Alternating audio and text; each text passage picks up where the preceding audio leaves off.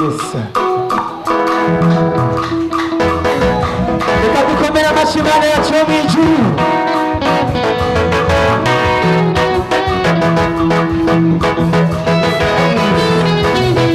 Twese amashyi yacu dutya.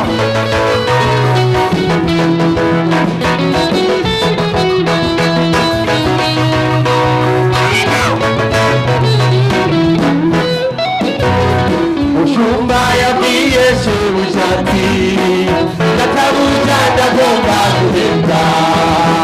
Shebuja agitebaganye gatoya, uwo mushumba cyari kumura. Mushumba yabwiye Databuja ndagomba guhembwa. Shebuja agitebaganye gatoya, uwo mushumba cyari kumura. Mukimana nabwari ukwivumbura, muja Yesu nabwari ukwivumbura, mubaririmbyi nabwari ukwivumbura, mubaririmbyi nabwari ukwivumbura. Umushumbi yakwivumbura, yari kubura. Umushumbi yakwivumbura, yari kubura.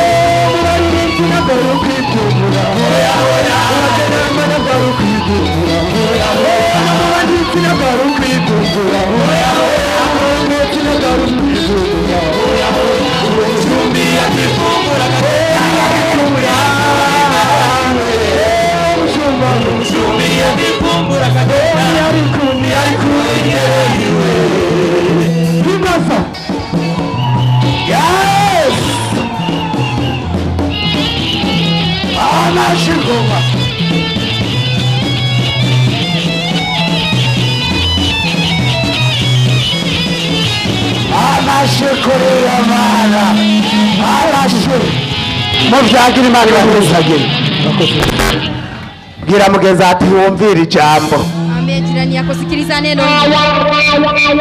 Imana niyahamagaye abantu. Mungu hajaita watu. Imana yahamagaye umuntu. Mungu aliita mtu. Wariko Burahamu wewe. Ila Ibrahim yeye. Washimwa n'Imana.